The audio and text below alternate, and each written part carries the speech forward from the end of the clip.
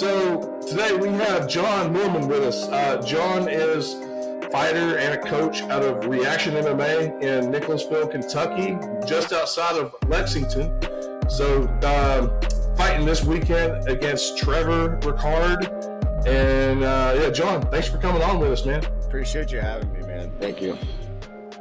So looks like you're coming into the fight. You've had this is going to be your fourth fight, I believe, or your third. Yeah, fourth fight, and it's been a few years. And so what made you decide to come back?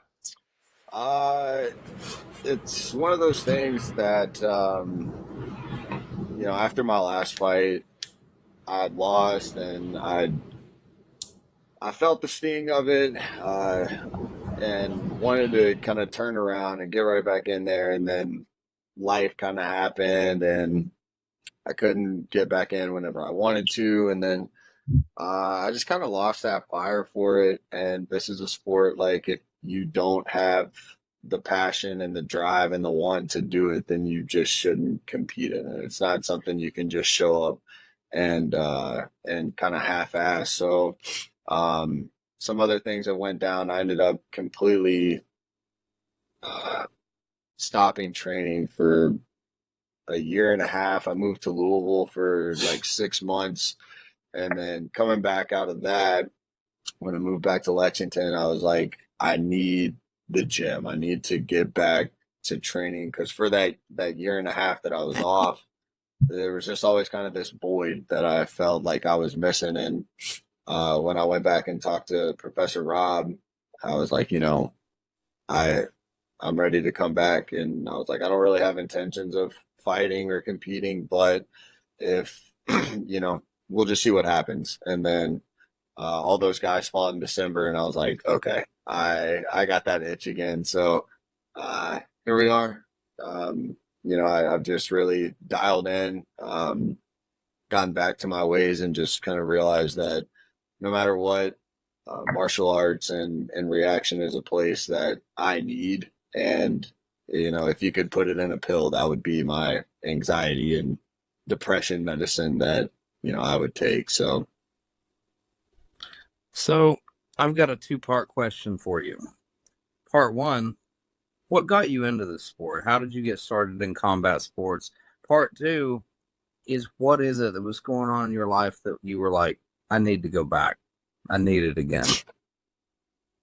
So part 1 answer, whenever I was in 7th grade, my family had moved down to the coast of Mississippi, and it was a big change. It was a lot more ragtag, like, everybody is wanting to scrap and things like that. And so one of my best friends to this day, I met him down there, and he was already boxing.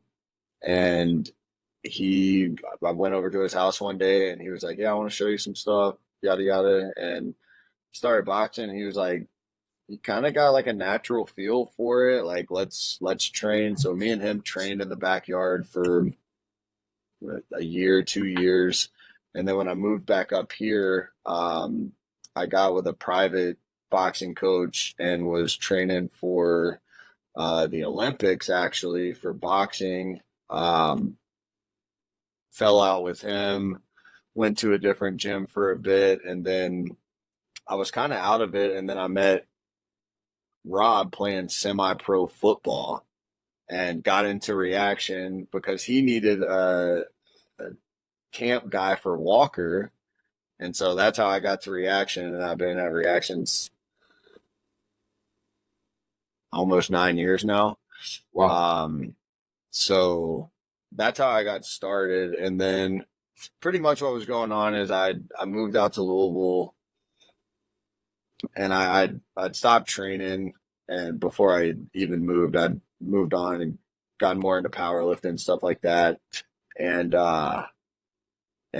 thought that was scratching the itch, and it just wasn't. So then I moved to Louisville with my now ex-girlfriend. And then when we broke up, I came back home, kind of typical fighter stuff, like brokenhearted, got back in the gym, So it was a place of solace that I needed at the time to rebuild camaraderie and just be around good people that had my best interest at heart at a time when things could have went way off the rails.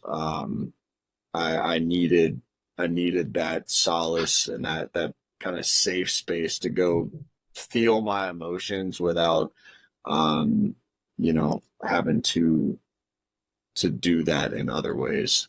And what was it? What is it about Reaction that you were like, this is it. This is home. There's so many layers to it. It's like I came to Reaction at a time when they had a lot of pros, a lot of guys that were either really close or already going to that next level, and then they just kind of they got families, they kind of aged out of it, they lost the passion, whatever. So I came in this kind of transitionary era like 9 years ago that there were still a lot of pros, but they were kind of, floating out as the new wave was coming in. So like I kind of started that new wave and helped build and grow it. And then, when I built that and helped build it for 6-7 years, and then, circling back after I left, there were some guys, there was another new wave, and there's always waves of people coming in, but I just felt like tied to the team. Me and Rob are really close on a fighter and student level, and on a personal level. I mean, he's literally like my big brother. We've had words with each other. We've gone at each other, but at the end of the day, like the relationship is worth what it's fighting for, because that's how close we are. So just the camaraderie, the people in the room, the selflessness around the room, if you need something, somebody's there. And that's what I love about Reaction, man, that environment that you just can't build in such a selfish sport. It's such a selfless environment, and that's what I needed at the time, and I think that's really what everybody needs all the time. So that environment's what just keeps me at home, man. And I'm glad you mentioned Rob Nickerson, because I wanted to talk to you a little bit about Rob. I've always been curious about him because Rob's a guy I've never met, but I've met so many guys that are either under Rob or trained there at Reaction.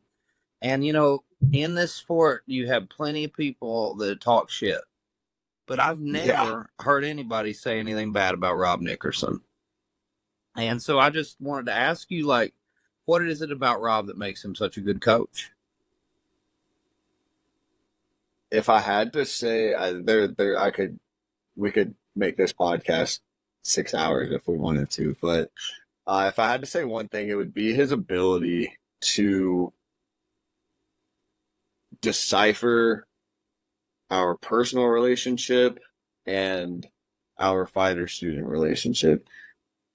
And that's just as much on the fighter as it is the coach. But, for me, he can wring my ass, tell me whatever I suck at, get on to me, fix this, do that on the mat. And then as soon as training's over, he's like, I love you, right? It's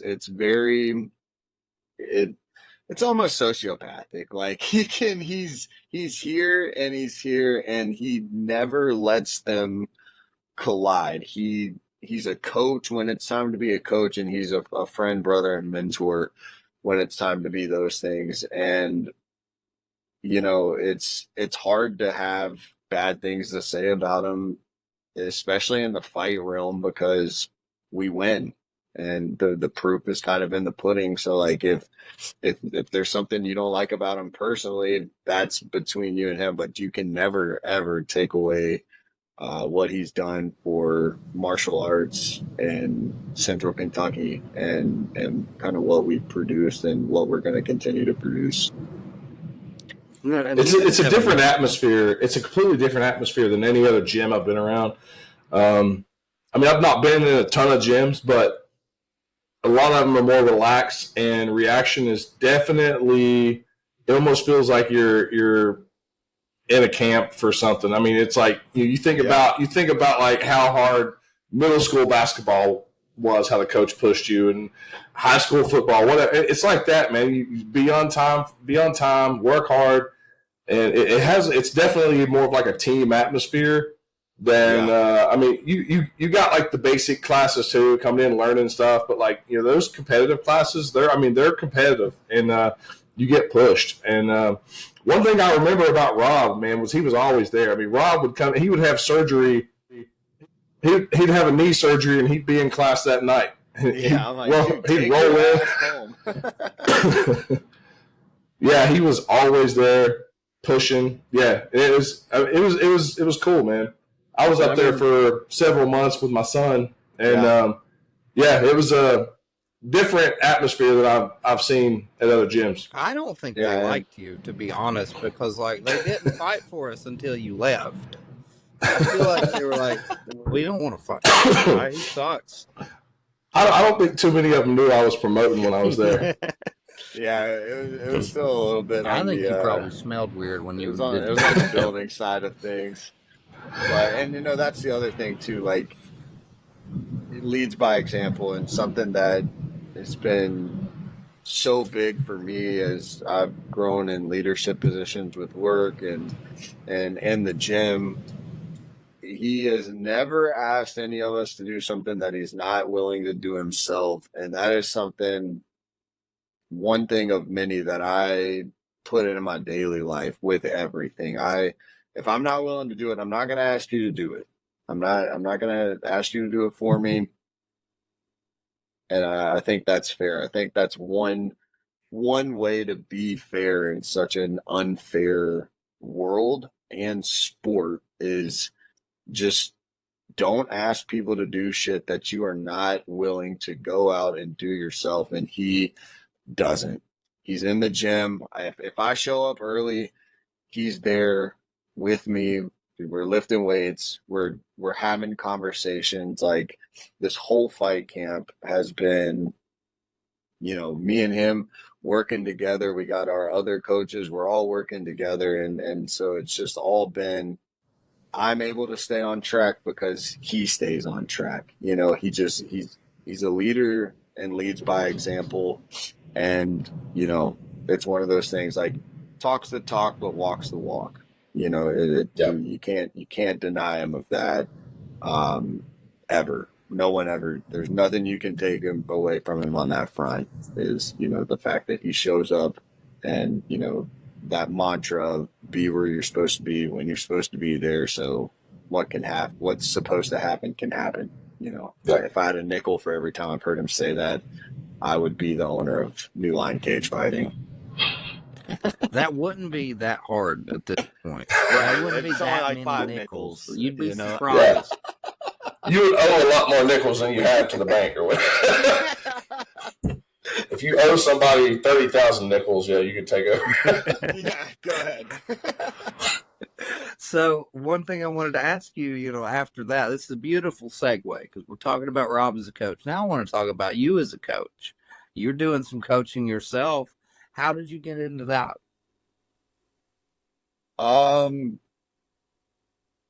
It just kind of happened. Like, basically, me coaching was me trying to help build the team a little bit, and it was less of me teaching and more of me kind of like regurgitating. Like, here's what Rob has taught me.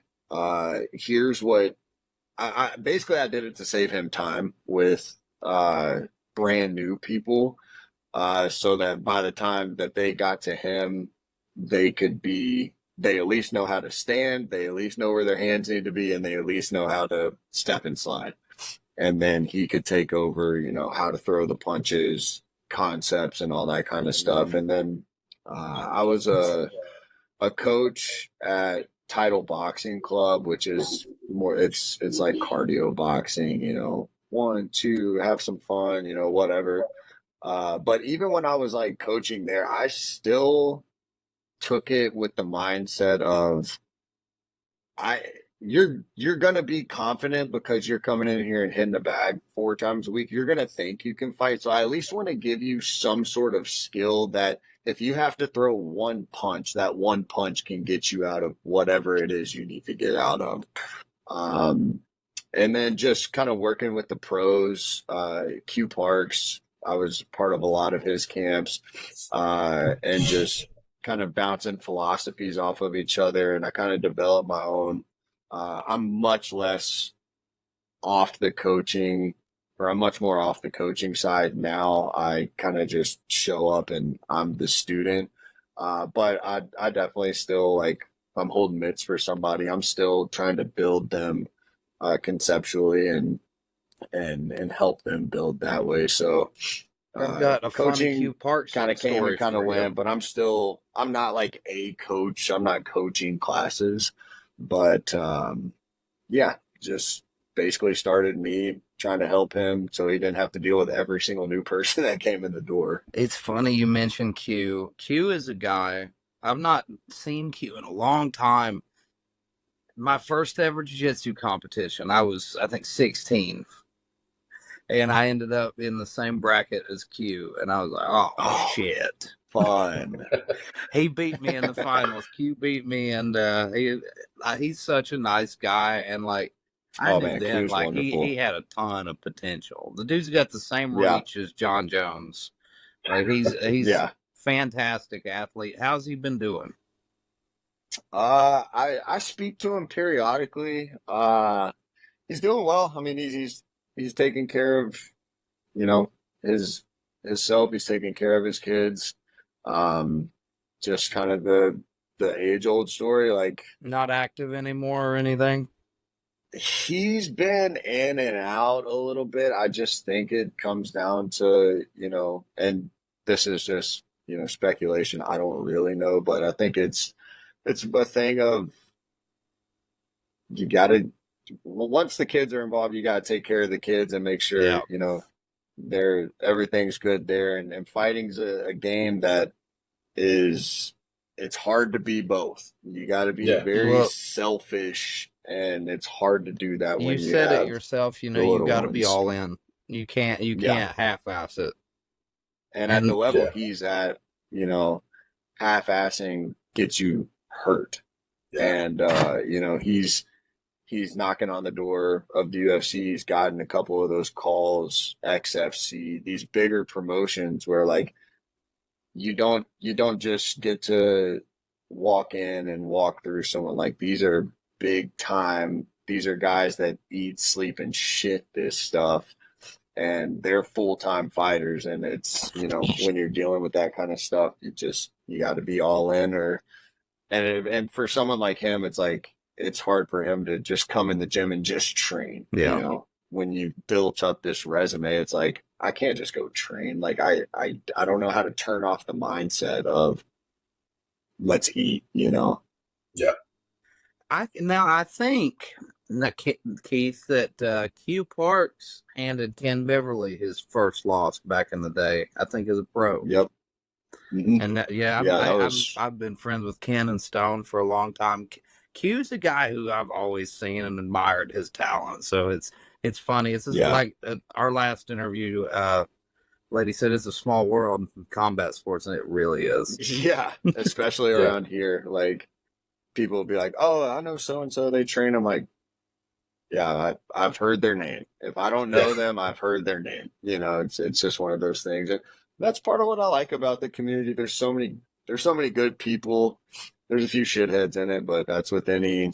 And honestly, those are ones that make it fun. Because, like, me personally, I'm not a guy that's gonna get on here and talk a bunch of shit and whatever. I'm gonna show up. I'm gonna fight on Saturday, and it's gonna be fun. But I do enjoy the guys that get in here and they're just raunchy. Just love having fun on the mic and getting everybody going and riled up. Those are the fun ones.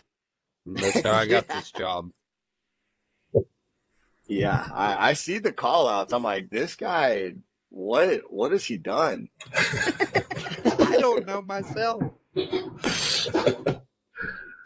I think some of them stem from you cornered a fight against those guys, and then the whole team called you out. Yeah, it was bad. I'm a very spirited corner. That might be it. Honestly, to tell you the truth, I think it's like when a hyena sees like an old wounded lion, and they're like, "We're gonna fucking jack him." That's it. Yeah. Oh yeah. The old like, lion. There we go. You sounded just like me. That period of your life when you said I was in Louisville, I wasn't training. Like, that's me right now. Like, I didn't feel that fire. I don't even know if I'm fighting at this point. So like, I was like, I don't want to fight right now. I got into it for mental health issues. It's like you said, that's the prescription that fixed me. Yeah, was training. That's the only thing that ever helped. So I like doing it for me. Like, the crowd, all the lights, all that shit. Like, I could go without it. If we could fight in like a closed room, I'd probably fight every month. But I don't know. I gotta say, I'm a lights guy. I do. I like the training environment and the behind closed door stuff, but I'm a showman. I love going out and hearing the crowd and just everybody getting hyped up and on just the support and all that stuff. I think the thing is that you're ready, dude. Like, you're in the gym all the time. You're training. You're like, when my first fight, I was that way. I loved it. I loved it. Enjoyed it a lot. And like, I felt like I was in the zone. I was ready. Yeah. Nobody was going to beat me that night. But you fast forward to my last two, I was fucking 100 pounds overweight. I wasn't training like I should be. And then when you're in there, it's like, this isn't fun.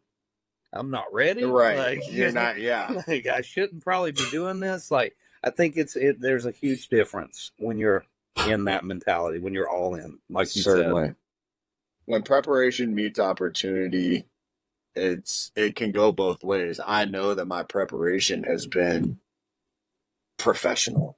I've been in the gym 6 days a week. I've been doing 2 sessions a day sometimes. I've locked in on my nutrition, and I've taken a very systematic and science-based approach to everything. So it's like everything that I've done, and this fight in and of itself is an anomaly because I have never in amateurs had an opponent for 10 weeks that didn't pull out or switch. So I want to go on the record saying thank you, Trevor, barring something crazy happening. You need to find some wood and knock on it right now. That is true.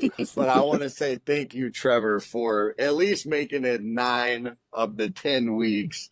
And I'm very excited. I've had fights pull out at midnight the night of weigh-ins. Oh, we've seen worse than that. We've seen guys pull out day of the fight many times. Yeah. I've seen guys pull out in the walkout tunnel. I saw a guy walk out. I saw a dude walk into the cage and be like, I can't do this. So, like, oh my God, dude. I mean, it's free will. Like, you know, if you don't want to do it, you do not have to do it. I feel like the walk unless back, you're under Rob. Shame would be worse than getting knocked out. Oh, I'd rather get knocked out, I think. I'd have to change my name and move to Mexico. Yeah, for sure. That's the only thing that got me through my last fight. And if you quit because you're so out of shape, you're gonna have to leave town. Yeah. Like I mean, we've all seen the Curtis Harper video. He's in that pro boxing match against that big heavyweight up and comer. Just steps, bell rings. He steps through the ropes and leaves. And we've all seen that. Now he's still fighting.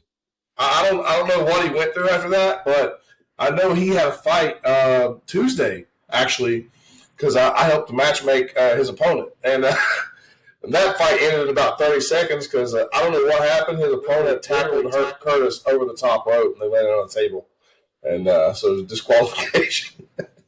So he was on the bad end of a weird fight, and then he was on the good end of a weird fight this time. Yeah, I think it's Murphy's Law in this sport. Anything that can go wrong will go wrong. Absolutely. Oh, yeah. No, yeah, for Trevor and his team, he's with a good team. I don't know a lot of them. I know Gage Mitchell there. Gage is 2-0 pro now, or is he 3-0? I think he's 2-0. But yeah, he's fighting one of your teammates. But they're good people, man. And Gage takes it really serious. And I would say the rest of card with Gage and just a solid dude. Yeah, like, I've only seen him in passing. I see him on the social medias and stuff. Just looks like a wonderful guy. Like yeah, he embodies the sport really well.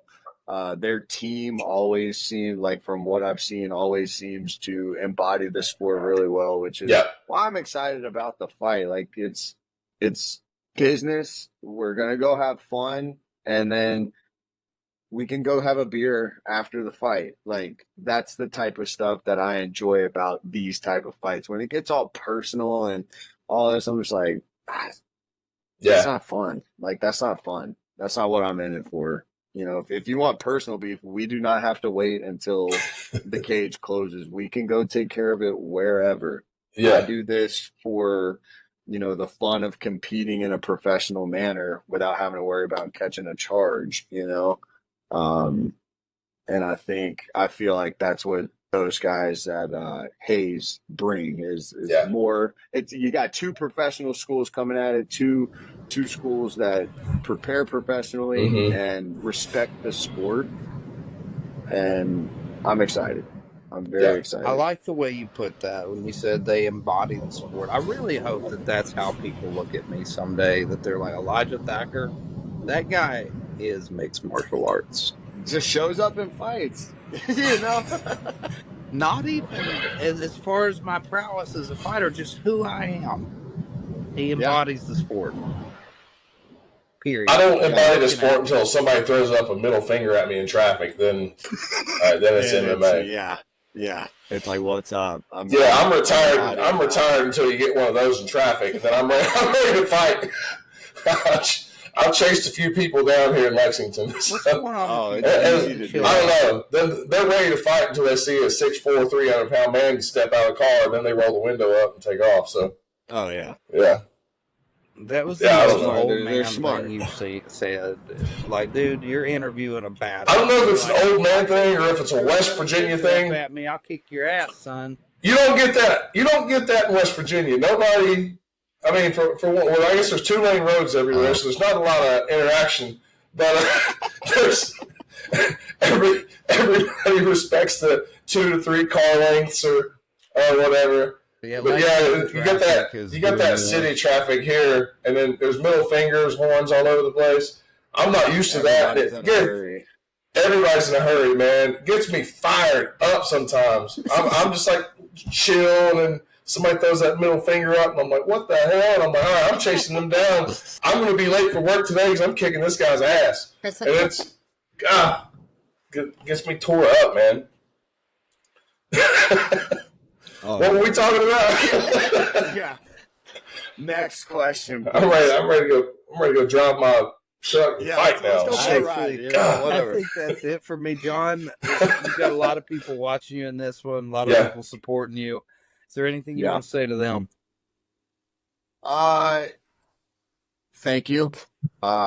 This is a different one for me too, because I lost my dad about 18 months ago, and while me and him had kind of a strained relationship, when it came to this shit, he was number one. He introduced me to the old UFC DVDs with like Matt Hughes on them and everything when I was like 6 or 7 years old. So it's different not having him here through the fight camp. And not that he was anything for the game other than just more support, but he'd call me every day after training. He would, call me morning of the fight, call me before weigh-ins, and just checking on me, and so it's been a little bit different on that front, not getting those calls. And I'm dedicating this one to him. I keep him on my neck. I got his urn right here. I'll be walking out to the cage with him. So this one's dedicated to Pops, and just the incredible amount of support. I'm a coach at Orange Theory. Everybody, all of my coworkers, all of my members, just buying tickets, very excited, asking me how I am. All of my teammates, and then we have a whole, entourage that are coming to fight that night. Just the support and the picking me up in moments where I've been down. All I can really say is thank you, and all I can do is go out and show that, just kind of back to that preparation meeting opportunity, and I'm gonna put on a show, and I will know walking out of that cage, win or lose, that I gave everything I could for the last 10 weeks, and I left everything in the cage whenever I leave it, and then get back to it. Yeah. Well, I have one other thing. Yeah. Well, tell the people, anybody out there looking for a good gym to train at. I know you guys are about to open a brand new facility, so let people know if they're looking for a place to train. You got reaction here. Yeah. If you're looking for a place to train, you Google MMA gyms. We come up first, anyways. But don't Google. Just show up. We will take care of you. Reaction MMA, 137 Eisenhower Court in Nicholasville, just past Brandon Crossing. We've got a brand new world-class facility opening up within the next couple months. Weather and all that stuff's kind of delayed it, but this is going to be like the American top team of the tri-state. This is going to be the nicest gym in the area with the highest level coaches, the best fighters. This is going to be the cream of the crop. So get in while you can, because rates are still going to be a little bit cheaper right now. But when that new gym opens up, you're going to wish you got on the wagon now. So y'all come see us at Reaction MMA. We'll take care of you. We'll make sure we build you up, and we're creating champions out here, man. Yep. All right. Yep. Saturday night, come out see John Norman compete, and 5 of his teammates also competing, and some grapplers. The grappling matches start at 5. Main card is 7. You get tickets at newlinecagefighting.com. Make sure you click John's name at checkout to give him credit for the sale. Pay-per-view is going to be on our YouTube page. And thanks for watching, everybody. John, thanks for coming on. Thank you, brother. Appreciate you guys. Thanks, John.